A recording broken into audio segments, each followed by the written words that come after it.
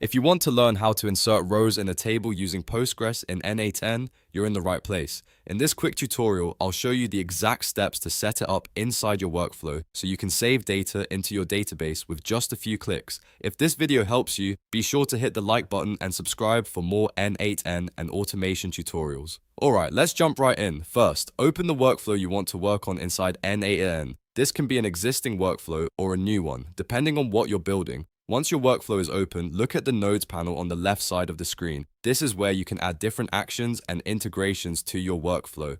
Now from the Nodes panel, search for Postgres and select it. The Postgres node is what allows n8n to connect to your PostgresQL database and perform database operations like inserting, updating, or retrieving data. After selecting it, add it to your workflow.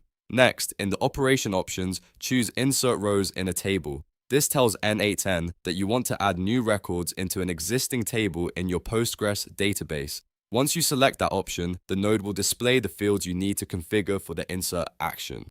Now click Credentials. Here, you'll add your Postgres credential details so n8n can connect to your database. Enter the required connection information carefully, including your host, database name, user, password, and any other details your setup needs. After that, save the credential and make sure it's selected in the node. Once the connection is ready, configure what you want to insert. Map the data from your workflow into the correct table columns so each field goes into the right place. Make sure the values match your database structure, because if the columns and data don't line up correctly, the insert won't work the way you expect. After everything is configured, you can run the workflow to test it. If the setup is correct, n8n will insert the row into your Postgres table successfully.